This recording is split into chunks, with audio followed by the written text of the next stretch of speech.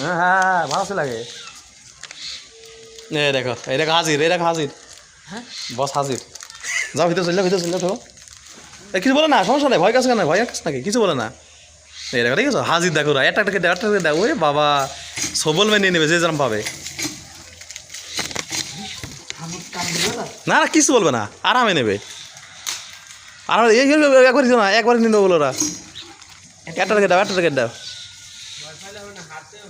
কিচ্ছু বলবে না, ওরা খাই ভালো আটন হয়ে দেখেছো। উপরে দাও, উপর টানছে। হুম